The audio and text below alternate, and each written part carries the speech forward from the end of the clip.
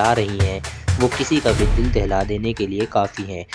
पूरे बांग्लादेश से खबरें आने लगी कि हिंदुओं के घरों को जलाया जा रहा है और उनके मंदिरों को स्कूलों और कॉलेजेस में हिंदू टीचर्स को ज़िल्लत झेलनी पड़ती है और उन्हें फोर्स करके रिज़ाइन करवाया जाता है। बड़े बड़े सेलेब्स और इन्फ्लुएंसर्स इस पर खामोश हैं। नमस्ते दोस्तों, स्वागत है आपका द रियल इंडियन पर।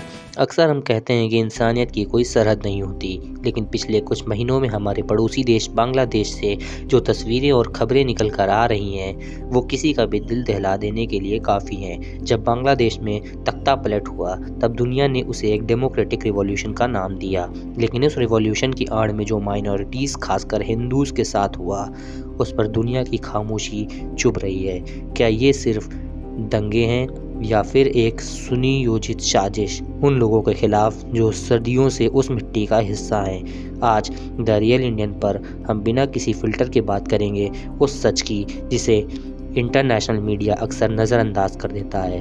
5 अगस्त 2024 बांग्लादेश की प्राइम मिनिस्टर शेख हसीना ने देश छोड़ा और पूरे देश में एक पावर वैक्यूम पैदा हो गया। जब किसी भी देश में कानून और व्यवस्था खत्म होती है तो सबसे पहले निशाना बनते हैं कमज़ोर और माइनॉरिटीज़। जैसे ही पुरानी सरकार गिर गई, पूरे बांग्लादेश से खबरें आने लगी कि हिंदुओं के घरों को जलाया जा रहा है और उनके मंदिरों को तोड़ा जा रहा है और उनके बिजनेस को निशाना बनाया जा रहा है। ढाका, चिट्टगोंग, खुलना और सिलहट ऐसा कोई कोना नहीं बचा जहां से चीख पुकार की आवाज़ ना आई हो। लेकिन सवाल ये है कि उन निर्दोष लोगों का गुनाह क्या था? क्या उनका गुनाह सिर्फ उनकी आस्था थी? कई रिपोर्ट्स और ह्यूमन राइट्स ऑर्गेनाइजेशन ने कंफर्म किया है कि 50 से ज़्यादा डिस्ट्रिक्ट्स में माइनॉरिटीज़ पर हमले हुए। ये हमले सिर्फ भीड़ का गुस्सा नहीं थे, बल्कि कई जगहों पर ये चुन चुन कर किए गए हमले थे। जब देश की पुलिस थानों में छुपी थी तब ये लोग सड़कों पर बेतहाशा हिंसा का शिकार हो रहे थे। लोग अक्सर इसे पॉलिटिकल रंग देने की कोशिश करते हैं। कहा जाता है कि ये हमले इसलिए हुए क्योंकि वो लोग पुरानी सरकार के सपोर्टर थे। लेकिन क्या एक टीचर, एक डॉक्टर या एक छोटा दुकानदार सिर्फ अपनी जाति या धर्म की वजह से मारा जाना चाहिए? हमने देखा कि कैसे स्कूलों और कॉलेजेस में हिंदू टीचर्स को ज़िल्लत झेलनी पड़ती है और उन्हें फोर्स करके रिज़ाइन करवाया जाता है। ये सिर्फ फिज़िकल वायलेंस नहीं, ये साइकोलॉजिकल वॉरफेयर है। जब आप किसी कम्युनिटी से उनका सम्मान छीन लेते हैं तो आप उन्हें जीते जी मार देते हैं। इंटरनेशनल ऑर्गेनाइजेशन जैसे एमनेस्टी इंटरनेशनल और ह्यूमन राइट्स वॉच ने भी इन हमलों की निंदा की है। लेकिन क्या निंदा काफ़ी है? ग्राउंड रियलिटी ये है कि आज भी बांग्लादेश के कई गांव में हिंदू हैं। बांग्लादेश डर के साए में जी रहा है।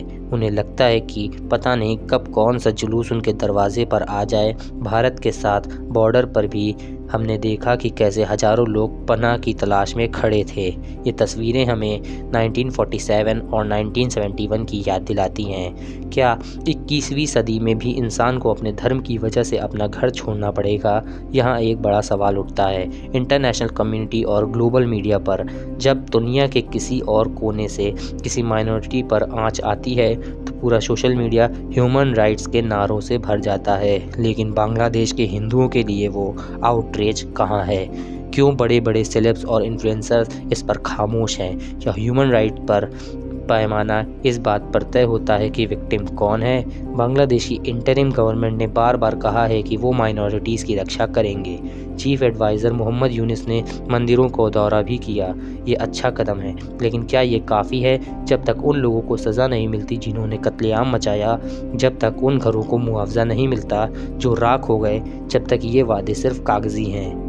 हमें ये भी देखना होगा कि एक्सट्रीमिस्ट ग्रुप्स कैसे इस मौके का फ़ायदा उठाकर देश को फैब्रिक बदलना चाहते हैं। बांग्लादेश का निर्माण सेकुलरिज्म की बुनियाद पर हुआ था, लेकिन आज वो बुनियाद हिलती हुई दिख रही है। भारत के लिए सिर्फ पड़ोसी देश का मामला नहीं है। हमारे धर्म, संस्कृति और इतिहास एक दूसरे से जुड़े हुए हैं। भारत सरकार ने इंटरनेशनल फोरम्स पर इस मुद्दे को उठाया है। प्राइम मिनिस्टर मोदी ने भी इस पर चिंता जताई है। लेकिन हमें एक रियल इंडियन के तौर पर ये समझना होगा कि ये किसी धर्म की जंग नहीं है, ये इंसानियत की जंग है। हमें उन आवाज़ों का सहारा बनना होगा जो दबा दी गई हैं। डिप्लोमेसी अपनी जगह है, लेकिन दबाव प्रेशर इतना होना चाहिए कि बांग्लादेश की ज़मीन पर फिर कभी किसी माइनॉरिटी की बेटी या घर खतरे में ना हो। बांग्लादेश एक नए रास्ते पर निकलने की कोशिश कर रहा है, लेकिन कोई भी देश तब तक तरक्की नहीं कर सकता जब तक उसे अपने लोग डर में जी रहे हों। हम उम्मीद करते हैं कि बांग्लादेश की नई व्यवस्था अपनी माइनॉरिटीज़ को वही हक देगी जो एक इक्वल नागरिक का होता है। आपको क्या लगता है, क्या वर्ल्ड मीडिया ने बांग्लादेश के हिंदुओं के साथ इंसाफ किया है? कमेंट में अपनी राय ज़रूर दें। अगर आपको ये एनालिसिस ज़रूरी लगा तो द रियल इंडियन को सब्सक्राइब करें और इस वीडियो को शेयर करें। मिलते हैं अगले वीडियो में एक और सच्चाई के साथ। तब तक के लिए जय हिंद।